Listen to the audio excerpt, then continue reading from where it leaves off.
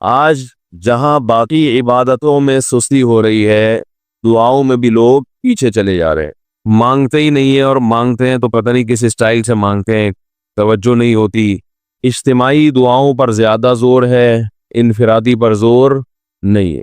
کہیں مجمع دعا مانگ رہا ہوتا تو ہاتھ اٹھا کے آمین آمین شروع کر دیں گے، بس ٹھیک ہے، وہ بھی جائز ہے، لیکن دعا میں جو اصل ہے وہ انفرادی ہے۔ دیکھیں، جب آپ کسی سے اپنی حاجت پوری کرنے کے لیے کچھ مانگنے کے لیے جاتے ہیں تو اکثر آپ کی کوشش ہوتی ہے کہ اس سے اکیلے میں ملو۔ اکثر کوشش کیا ہوتی ہے؟ سب کے سامنے نہیں، بلکہ آپ اس کو لیں گے، بھائی تھوڑی دیر کے لیے ذرا مفتی صاحب آپ سے کام ہے۔ ایسا ہی ہوتا ہے نا، اگر چھاؤں میں آ جائیں تھوڑی دیر کے لیے، لوگ کہتے ہیں نا مفتی صاحب کہہ رہے ہیں بھائی یہی پوچھ رہے کریں، ادھر سائڈ پہ آ جائے، تو سائڈ پہ جانے کے بعد پھر آپ کہتے ہیں یہ مسئلہ ہے، فلانا مسئلہ ہے، ڈمکانا مسئلہ ہے۔ تو سائڈ پہ لے جانے سے بعض دفعہ یہ بھی ہوتا ہے کہ سب کے سامنے آدمی اپنی بات نہیں لانا چاہ رہا ہوتا، اور بعض دفعہ یہ بھی ہوتا ہے کہ میں اپنی بات توجہ کے ساتھ سنا سکوں۔ تو دعا میں انسان، اللہ تو سب کی بات سنتا ہے، مجمع میں بھی اور تنہائی میں بھی، لیکن آپ دعا مانگنے میں جو آپ کی طبیعت لگے گی، توجہ سے مانگو گے، وہ تنہائی میں زیادہ شوق سے، زیادہ رغبت سے مانگ سکتے ہو۔ اجتماع میں ایسی رغبت اور ایسی شوق سے انسان دعا نہیں مانگ سکتا، وہ انفرادی دعائیں ہی ختم ہوتی جا رہی ہیں۔ قرآن مجید میں اللہ تعالیٰ نے رمضان کی جو آیتیں ہیں ان آیتوں کے بعد ذکر کیا، وَإِذَا سَأَلَكَ عِبَادِي عَنِّي فَإِنِّي قَرِيب، اے نبی ان سے کہہ دیجئے کہ جب یہ مجھ سے میرے بارے میں پوچھیں تو آپ ان کو بتا دیں کہ میں بہت قریب ہوں تمہارے۔ اجیب دعوت الداعی اذا دعان، جب کوئی پکارنے والا، دعا مانگنے والا مجھ سے دعا مانگے گا تو میں اس کی پکار کا جواب بولے بھائی پکار کا جواب دوں گا۔ پکار کا جواب دینے کا مطلب کیا ہوتا ہے؟ قبول کروں گا اس کی دعا۔ جواب کا یہ مطلب نہیں کہ اچھا میں نے سن لیا ہے، چلو ایک جواب تو یہ بھی ہوتا ہے نا، اچھا اب چپ ہو جا، ہم کسی کو پکار رہے ہوں گے کہتے ہیں اچھا بھائی ٹھیک ہے پتہ چل گیا، اب چپ کر کے بیٹھ جاؤ آرام سے۔ تو اللہ تعالیٰ جب جواب دیتے ہیں تو کیا مطلب ہوتا ہے کہ اللہ تعالیٰ وہ دعا قبول کر رہے ہیں۔ ہم دعا کثرت سے مانگتے کیوں نہیں ہیں؟ اس کی وجہ یہ ہے کہ ہمارے ذہن میں ایک چیز شیطان نے بٹھا دی ہے کہ مانگو تب بھی ویسے کے ویسے ہی ہے، نہیں مانگو تب بھی ویسے کے ویسے۔ وہ فلاں آدمی تو نہیں مانگتا، وہ تو پھر بھی اس کی تنخواہ اچھی مل رہی ہے، اور میں تو کئی سالوں سے دعائیں مانگ رہا ہوں، اے اللہ میری تنخواہ ڈبل نہیں کر سکتا تو کم از کم 50% ہی بڑھا دے، تو میں تو وہی کا وہی ہوں، میری تنخواہ میں تو کوئی اضافہ ہو نہیں رہا۔ تو ہم تو دیکھتے ہیں کہ ادھر دعا مانگو کچھ بھی نہیں ہو، سوائے ثواب کے کچھ بھی نہیں ملتا۔ یہ وہ چیز ہے جو انسان کو دعاؤں سے روکتی ہے۔ حالانکہ ہم پیغمبروں کی زندگی دیکھتے ہیں تو بات بات پر دعائیں مانگتے تھے، بہت کثرت سے، بہت زیادہ۔ لوط علیہ السلام، اچھا اللہ نے ان کی دعاؤں کو قرآن میں ذکر بھی کیا ہے۔ مناجات مقبولہ ایک دعاؤں کی کتاب ہے۔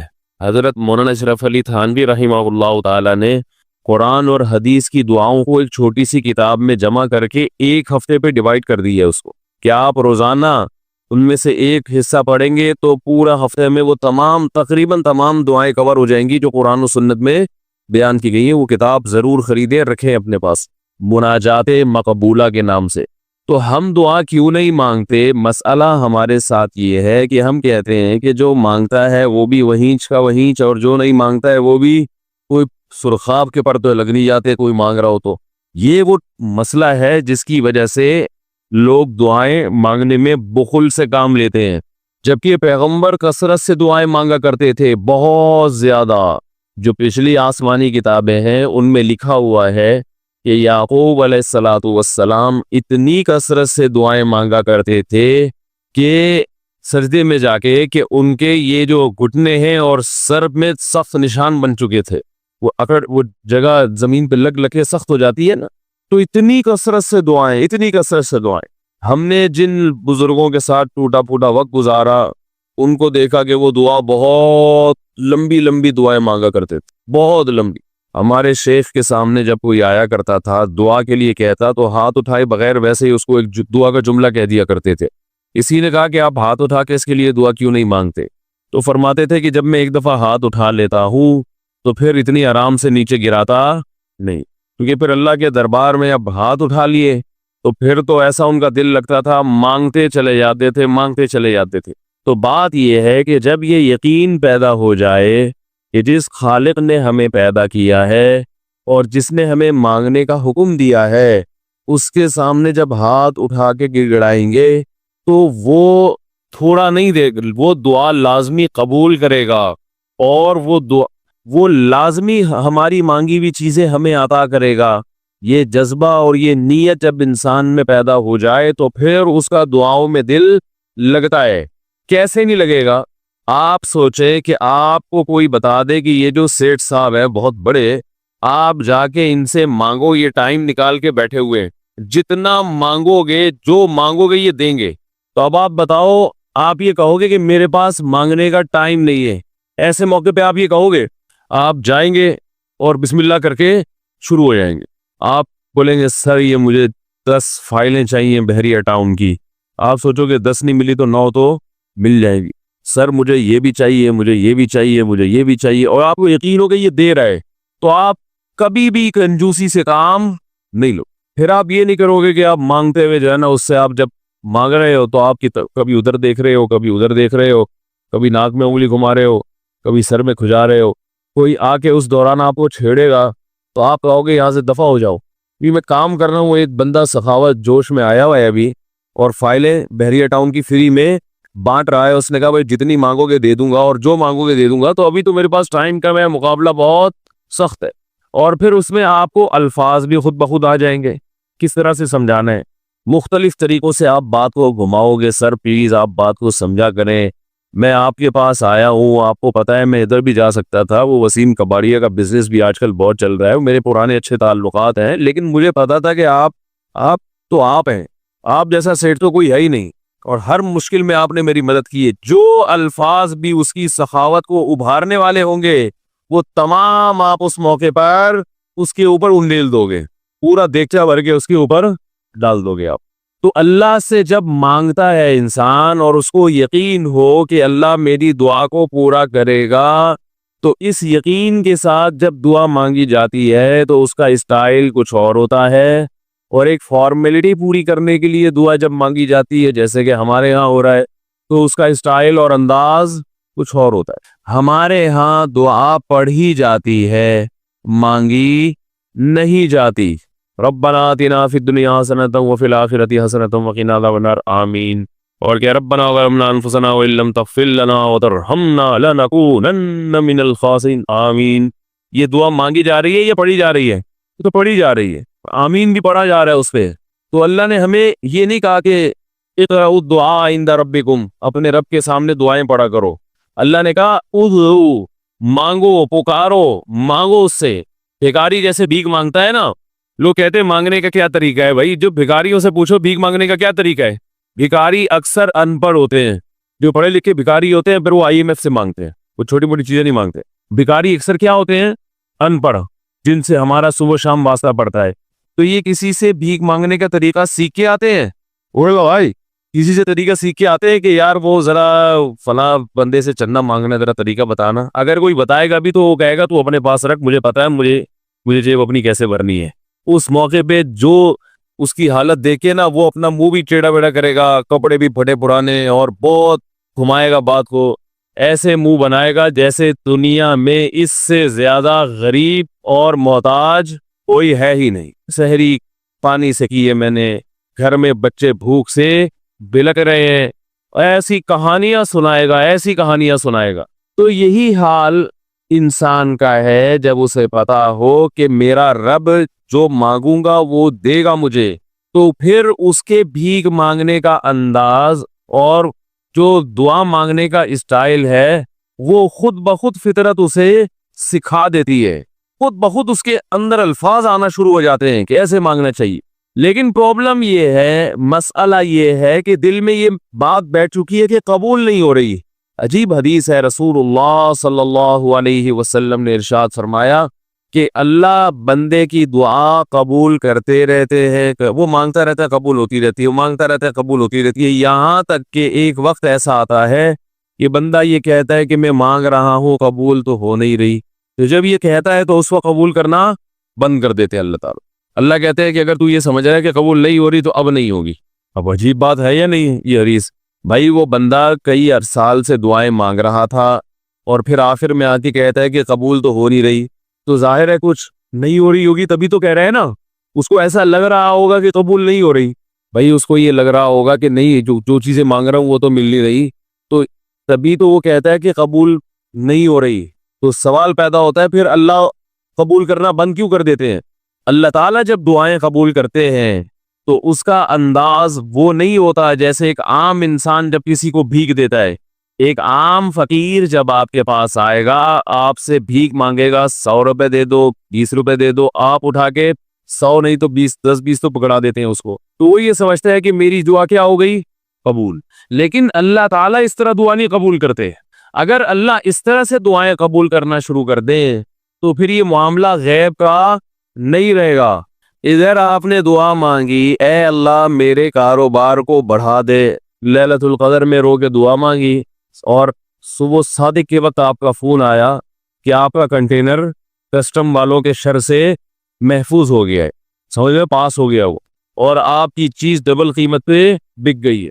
پھر آپ نے دعا مانگی، اے اللہ تیری رحمت اس وقت جوش میں آئی ہوئی ہے، تو ایسا کر میرا بچہ بھی پاس ہو جائے، اس کے نمبر اچھے آ جائیں. ادھر فون آیا کہ آپ کا بچہ پہلی پوزیشن سے کامیاب ہو گیا. پھر آپ نے کہا آج اللہ کی رحمت بہت جوش میں آئی ہوئی ہے، اے اللہ میری بیوی بھی ٹھیک ہو جائے. تو بیگم صاحبہ کا فوراً فون آ گیا کہ میں ٹھیک ہو گئی ہوں. اے بھائی میں ٹھیک ہو گئے. اے اللہ ساس صاحبہ بہت دنوں سے آگے بیٹھی ہوئی ہیں، جانے کا نام نہیں لے رہی، فون آ گیا کہ میں چلی گئی ہوں.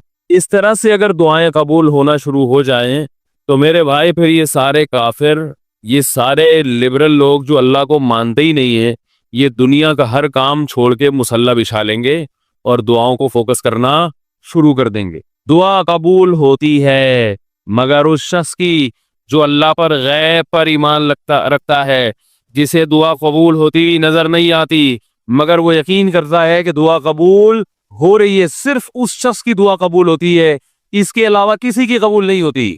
بہت مشکل ہے بھائی سمجھانا. دعا سب کی قبول ہوتی ہے کا مطلب پتہ ہے؟ سب کی مطلب ان سب کی کہ جو یہ یقین رکھتے ہیں کہ قبول ہوتی بھی نظر نہیں آ رہی پھر بھی قبول ہو رہی ہے، ان لوگوں کی قبول ہوتی ہے دعا. حدیث سے پتہ چلتا ہے، اور اصل میں دعا مانگتے ہی یہی لوگ ہیں. اب آپ کہیں گے بھائی نظر تو آ نہیں رہی، جب میں جو چیز مانگ رہا ہوں وہ مل نہیں رہی، تو کیا ایسے قبول نہ کرنا کیا ہے بھائی؟ یہ تو صرف مشورے مل رہے ہیں ہمیں کہ پھر بھی مانگتے رہو. تو ہم نے وہ ایک فقیر تھا نا، ایک سیٹ صاحب کے پاس آیا، کہنے لگا کہ بھائی ذرا کچھ پیسے مل جائیں گے، گھر میں ضرورت ہے. تو اس نے کہا اتنے ہٹے کٹے ہو کے بھیک مانگتے ہو، شرم نہیں آتی؟ اس نے کہا فی الحال میں نے آپ سے بھیک مانگی ہے، مشورہ نہیں مانگا. جب مشورہ مانگوں تو اس وقت مشورہ دے دینا کہ بھیک مانگنا میرے لیے مناسب ہے یا نہیں ہے. بھائی ابھی میں آپ سے پیسے مانگ رہا ہوں مشورے کے لیے، پھر کوئی اور ٹائم انشاءاللہ رکھ لیں گے، اس میں آپ سے مشورہ لوں گا کہ میرے جیسے آدمی کو بھیک مانگنا مناسب ہے یا نہیں. تو آپ کے ذہن میں بھی یہ خیال آ رہا ہوگا کہ ہم اللہ سے دعا مانگتے ہیں اور اللہ کی طرف سے جو چیز جو ہم مانگ رہے ہیں وہ تو مل نہیں رہی، بلکہ اللہ کی طرف سے مشورے مل رہے ہیں کہ مانگتے ہو قبول ہو رہی ہے، تو ہوتی بھی تو نظر نہیں آ رہی. کیا خیال ہے بھائی؟ ہوتی قبول ہوتی بھی نظر تو نہیں آ رہی. تو یاد رکھے دعا تو لازمی قبول ہوتی ہے. اگر آپ کو قبول ہوتی بھی نظر نہیں، دعا قبول ہونے کے انداز مختلف ہیں. اللہ تعالیٰ کے جس طرح سے قبول کرتے ہیں نا، وہ عام لوگوں کی طرح نہیں آپ کو چیزیں پکڑا دیتے، یہ تو غیب سے معاملہ ختم ہو جائے گا. اللہ کی حکمت کا تقاضا یہ ہے کہ اس طرح سے قبول کرو کہ قبول ہو مگر اس کو پتہ نہ چلے، کیونکہ وہ اللہ کا دربار ہے، اس کی کچھ قیمت ہے کہ وہ ہر ایک کو مانگنے کی توفیق نہیں دیتا. بھائی آپ نے کبھی دیکھا کہ کوئی سیٹ ایسی دکان کھول کے بیٹھ جائے کہ آؤ جو مانگو میں دوں گا؟ ایسے تو کیا ہوگا کہ پورا نظام خراب ہو جائے گا نا. پھر آپ 10 فائلیں تھوڑی مانگیں گے، پھر تو آپ کہیں گے پورا بحری اٹاؤن میرے حوالے کر دو، پھر تو آپ یہ کریں گے نا. یہ تو میں نے ایک مثال دی تھی. عملاً ایسا نہیں ہوتا. عملاً وہی آگے بیٹھے گا اور وہی آپ کو پیشکش کرے گا کہ اس کے کچھ اصول اور ضابطے ہوں گے، ان قواعد پہ آپ پورے اترتے ہوگے تو آپ کو وہ گھسنے دے گا. اللہ کے بھی کچھ اصول اور ضابطے ہیں، ساری دعائیں قبول کرے گا، جو مانگو گے صرف اتنا نہیں بلکہ بڑھا کے دے گا. لیکن اصول یہ ہے کہ اللہ کہتے ہیں کہ جب میں دوں گا تو نظر نہیں آئے گا مگر یقین رکھنے کی کیا کر رہا ہوں، میں دے رہا ہوں، پھر دیتا رہوں گا میں. پھر بات وہیں آگے کھڑی ہو جاتی ہے کہ ایسے دینے کا کیا فائدہ کہ ہماری سمجھ میں نہیں آ رہا کہ پتہ نہیں کیسے دے رہا ہے اللہ تعالیٰ.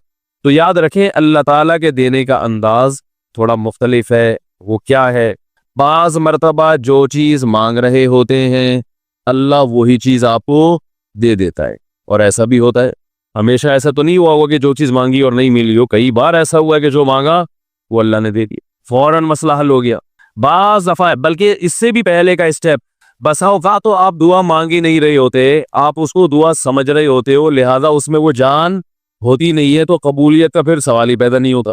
آپ دعا پڑھ رہے ہوتے ہو, مانگ رہے نہیں ہوتے. تو اللہ نے تو دعائیں قبول کرنے کا کہا ہے, دعائیں پڑھنے پر کہا ہو, وعدہ کیا ہو, ایسا ہمارے علم میں کوئی حدیث نہیں ہے. دیکھیں یونس علیہ الصلوۃ والسلام جب مچھلی کے پیٹ میں تھے تو یونس علیہ السلام کو اپنی خطا کا احساس ہوا کہ میں اللہ کی پرمیشن کے بغیر اپنی قوم کو چھوڑ کے آ گیا ہوں. ان کو احساس ہو گیا, تبھی اللہ نے مجھے مچھلی کے پیٹ میں ڈال دیا ہے. تو اب آپ نے مچھلی کے پیٹ میں جا کے یہ دعا مانگی, لا الہ الا انت سبحانک انی کنت من الظالمین, اے اللہ تیرے سوا کوئی عبادت کے لائق نہیں ہے, سبحانک تو ہر عیب سے پاک ہے, تو نے جو مجھے مچھلی کے پیٹ میں ڈال دیا تو یہ تیری غلطی نہیں ہے, تو ہر عیب سے پاک ہے. انی کنت من الظالمین, میں ہوں ظلم کرنے والا اپنی جان پہ, مجھ سے غلطی ہوئی ہے. اللہ تعالیٰ کو آپ کا یہ مانگنا اتنا پسند آیا کہ مچھلی کو حکم دیا کہ ان کو ساحل پر اگل دو. اور نہ صرف یہ کہ مچھلی نے آپ کو ساحل پہ ڈالا, وَأَنبَتْنَا عَلَيْهِ شَجَرَةً مِّن یقطین, یقطین کوئی درخت تھا وہ بھی اللہ نے اگا دیا دھوپ سے بچانے کے لیے. لیکن جب مصیبتوں میں ہم یہ کلمہ پڑھتے ہیں لا الہ الا انت سبحانک انی کنت من الظالمین, تو ہم یوسف علیہ السلام والے جذبے سے یہ کلمے میں جو الفاظ ہیں وہ مانگتے نہیں ہیں, بلکہ ہم یہ کلمہ پڑھتے ہیں. سمجھ رہے, پڑھنے کی بھی برکتیں ہوتی ہیں, میں اس کا منکر نہیں ہوں, لیکن ہمارے جو ورڈنگ ہوتی ہے نا وہ مانگنے کا اسٹائل نہیں ہوتا. ہم چھوٹے بچے تھے تو مسجد میں آیت کریمہ کا ورد ہوا کرتا تھا کہ بھائی حالات خراب ہے آج کل, امام صاحب اسپیکر پہ اعلان کر کے بلاتے تھے, آ جاؤ بھائی آیت کریمہ کا ورد ہوگا, لا الہ الا انت سبحانک انی کنت من الظالمین, 5 لاکھ دفعہ پڑھا جائے گا. تو ہم مسجد میں آتے, وہ مسجد میں دانے رکھ, ہم تو آتے تھے, اس کے بعد جلیبیاں بھی ملتی تھی, بڑی گرم گرم ٹائٹ جلیبیاں ہوتی تھی. اب تک وہ مزہ نہیں آیا جلیبی, تو وہ جلیبیاں بھی ہوتی تھی, اوپر دانے رکھے ہوئے ہوتے تھے, وہ 5 لاکھ دانے ہوتے تھے, ختم کرنے ہوتے تھے. تو پھر ہم کیا کریں, لا الہ الا انت سبحانک انی کنت من الظالمین, لا الہ الا انت سبحانک. اس میں فراڈ نہیں کرتے تھے, پڑھتے پورا تھا الحمدللہ. بعض لوگ تو کیا کرتے تھے, ایک مٹھی لی لا الہ الا انت سبحانک انی کنت من الظالمین نے پھونک مارا اور سائڈ پہ رکھ دیا. وہ یہ ڈرامے بھی ہوتے تھے, لیکن ہم پورا ہی پڑھتے تھے. لیکن اس میں مانگنے کا انداز تو نہیں ہوتا تھا, لا الہ الا انت سبحانک انی. پھر اس میں بچے تھے, شرارت بھی شروع ہو جاتی تھی, دیکھنے کوئی ادھر دیکھ رہا ہے تو ایک دانہ اٹھایا, لا الہ الا انت سبحانک انی کنت من الظالمین, یوں کر کے اس کی ناک پہ مارا ہے. کوئی ادھر دیکھ رہا ہے تو اس کی جیب میں ڈال دیا. تو یہ دعا مانگی جا رہی ہے, یہ تو پڑھی جا رہی ہے, ایک فارمیلٹی ہے کہ 5 لاکھ پورے کرنے ہیں, اس کے بعد جلیبی کھانا ہے اور نکلنا ہے. تو آج بھی ایسا ہی ہو رہا ہے, امام صاحب دعا مانگتے ہیں, لوگ کہتے ہیں یار چلو جب نماز پڑھ لی, 4 رکعتیں پڑھ لی, سلام بھی پھیر لیا, تو اس میں کیا جا رہا ہے, یہ بھی پورا ہی کر لو. ایسا ہی ہوتا ہے نا, یہ بھی پورا ہی کر لو, آمین آمین کہہ لیں گے. امام صاحب ڈرائیور ہیں, ہم پیچھے مقتدی ہیں, تو جہاں اتاریں گے وہی اتریں گے ہم لوگ, پہلے تو نہیں اتر سکتے. تو یہ ایک لوگوں کے ذہن میں تصور ہے. نبی صلی اللہ علیہ وسلم نے فرمایا اللہ ظہر قلب کے ساتھ دعا کی طرف توجہ نہیں دیتے. ظہر قلب کا مطلب آپ کا دل حاضر نہیں ہو, کچھ اور سوچ رہے ہو, اور ادھر سے آپ نے ویسے ہی ایک فارمیلٹی پوری کرنے کے لیے. اللہ کہتے ہیں کہ جب تو مانگنے میں مخلص نہیں ہے تو میں تجھے کیوں دوں, تو مانگنے میں ہی مخلص نہیں ہے. تو بعض دفعہ بلکہ اکثر ایسا ہوتا ہے کہ ہماری دعا میں جان ہی نہیں ہوتی. آدم علیہ السلام کو جب جنت سے نکالا گیا تو پریشان تھے, بے چین تھے, مضطرب سے, میں کیا کروں کہ اللہ مجھ سے خوش ہو جائے. اس بے چینی میں الفاظ نہیں آ رہے سمجھ میں. فَتَلَقَّىٰ آدَمُ مِن رَبِّهِ كَلِمَاتٍ, اللہ فرماتے ہیں اللہ نے آدم کے دل میں کلمات ڈال دیے ان کی بے چینی کو دیکھ کر کے اس طرح سے مجھے مانگو. جب انسان اخلاص کے ساتھ دعا مانگتا ہے تو الفاظ کا القاء کہاں سے ہوتا ہے, اللہ کی طرف سے وہ القاء ہونا شروع ہوتا ہے. اللہ کہتے ہیں اس طرح سے مانگ. حضرت حکیم اختر صاحب رحمہ اللہ تعالیٰ نے ایک واقعہ بیان کیا, فرمایا کہ ایک شخص نے حرم میں, انہوں نے دیکھا یا کسی اور بزرگ نے دیکھا کہ حرم میں ایک شخص اللہ سے دعا مانگ رہا ہے گناہوں کی معافی کے لیے, اور اللہ سے کہہ رہا ہے کہ اے اللہ اگر تو میرے گناہ معاف کر دے گا تو بھی خوش ہوگا, اور تیرے حبیب محمد صلی اللہ علیہ وسلم بھی خوش ہوں گے کہ ایک آدمی کی بخشش ہو رہی ہے, اور تیرا یہ بندہ بھی خوش ہو جائے گا. اور اگر معاف نہیں کرے گا تو بھی خوش نہیں ہوگا, کیونکہ اللہ کو جہنم میں ڈال کے خوشی تو ہوتی نہیں ہے بندوں کو. اور تیرے حبیب محمد صلی اللہ علیہ وسلم کو پتہ چلے گا وہ بھی خوش نہیں ہوں گے, اور میں بھی خوش نہیں ہوں گا. شیطان خوش ہوگا جو تیرا دشمن ہے. اب خود سوچ لے, تو اپنے دشمنوں کو خوش کرنا چاہتا ہے, یہ اتنے سارے ہے, وہی اتنے سارے دوست ہیں تیرے, उनको नाराज करके तो खुश किसको कर रहा है? अपने तो जो तेरा भी दुश्मन है, मेरा भी दुश्मन, और तेरे हबीब मोहम्मद सल्लल्लाहु अलैहि वसल्लम का भी दुश्मन है। तो देखो कैसे अल्फाज हैं उसके। तो ऐसा कि बज़ाहिर बख्शिश के अलावा का ऑप्शन छोड़ा ही नहीं। क्या क्या ख्याल है? हज्जाज इब्न यूसुफ बड़ा जालिम था, बड़ा जालिम। मौत का जब वक्त आया थे, ये लोग ईमान वाले, चाहे जालिम थे, बदअमल थे, लेकिन अल्लाह पर ईमान बहरहाल रखते थे। उनको पता था कि मैं गलत कर रहा हूँ। जब मौत का वक्त आया तो कहने लगा कि ए अल्लाह, लोग कहते हैं कि तू मुझे नहीं बख्शेगा, लोग कहते हैं कि मेरे जैसे गुनाहगार को तू नहीं बख्श सकता। बड़े अजीब अल्फाज है, अल्लाह की रहमत को जोश दिला रहा है कि तू ऐसा करके दिखा दे, यानी कुछ ऐसा करके दिखा दे कि जो तेरे बारे में लोग गुमान कर रहे हैं वो गुमान क्या हो जाए। ये बिल्कुल ऐसे है जैसे कोई बहुत बड़ा सेठ हो, आप उससे बहुत ज्यादा बड़ा कर्जा मांगने के लिए जाएं, जो कि आमतौर पर नहीं मिलता, लेकिन आप उसको जोश दिला रहे हो कि लोग कहते हैं कि तू इतना बड़ा कर्जा नहीं दे सकता, तू अपनी सखावत दिखा दे कि मैं इतना बड़ा कर्जा भी दे सकता हूँ। तो मरते हुए क्या कहने लगा कि अल्लाह, ये पब्लिक कह रही है कि तू मुझे नहीं बख्श सकता, यानी ये तेरी रहमत को चैलेंज कर रही है कि इतने बड़े गुनाहगार को नहीं बख्शेगा अल्लाह। तो आज क्या कर ले, तू ये दिखा दे अपनी रहमत से कि मैं इतने बड़े गुनाहगार को भी माफ कर सकता हूँ। अब पता नहीं अल्लाह ने माफ किया नहीं किया, वो तो अल्लाह का मामला और हज्जाज बिन यूसुफ का मामला। लेकिन उलमा कहते हैं ये उसने अल्फाज बड़े डेंजरस कहे हैं मरते वक्त। डेंजरस का मतलब यानी दूसरे माना में ऐसे है कि इसने अल्लाह की अर्श को हिला दिया होगा। अल्लाह को मांगना इतना पसंद है। पहली बात तो ये जहन में रखे कि इससे बड़ी कोई इबादत नहीं है दुआ से, और दुआ से मुश्किल कोई इबादत नहीं है। नमाज पढ़ना आसान है, ज़कात देना आसान है, रोजा रखना भी आसान। सबसे मुश्किल काम क्या है? दुआ मांगना। इसी वजह से हमने जिन लोगों को देखा कि वो वाकई दीनदार है, अल्लाह वाले हैं, हमने सिर्फ उन्हीं को दुआएं मांगते हुए देखा है। आम लोगों को हमने दुआओं को इतना फोकस करते हुए नहीं देखा। वो दूसरी चीजों को ज्यादा फोकस करते हैं, दुआओं पे ज्यादा जोर नहीं होता उनका। वजीफों पे तो होगा सुबह शाम, ये वाला इतनी दफा, वो वाला इतनी दफा, वो भाग गई वापस आ जा उसके लिए इतनी दफा, वो जा नहीं रही उसके लिए इतनी दफा, ये वजीफों पे तो होगा जोर। ऐसे होता है ना हाथ उठा के अल्लाह से गिड़गिड़ा के मांगा जाए, ये चीजें कम। मैं जब हज पे गया तो अपने शेख मुर्शिद के साथ था। पहले ही हमने उनको देखा था बहुत ज्यादा दुआएं मांगते हैं, वो बहुत ज्यादा उनका दुआओं में दिल लगता है, बहुत दुआएं मांगते हैं। तो मुझे किसी ने बताया कि ये जब बैतुल्लाह को देखते हैं तो इतनी लंबी दुआ मांगते हैं खड़े खड़े कि तुम इनके साथ ठहर नहीं सकते। मैंने कहा क्यों नहीं ठहर सकते, हम जवान हैं, उनकी उम्र ज्यादा हो गई और उनको कुछ बीमारियां भी हैं। तो मैंने कहा हो जाए मुकाबला फिर, ठीक है ना, देखते हैं कौन ज्यादा लंबा ठहर लेता है। तो जब बैतुल्लाह पहुंचे, उनकी नजर बैतुल्लाह पे पड़ी, जरा करीब गए। ये जो कहते हैं ना बैतुल्लाह पे नजर पड़ते ही वहीं ठहर जाओ शुरू हो जाओ, ऐसा नहीं है। बैतुल्लाह पे अगर नजर पड़ी है आपकी तो कोई बात नहीं, और करीब चले जाएं।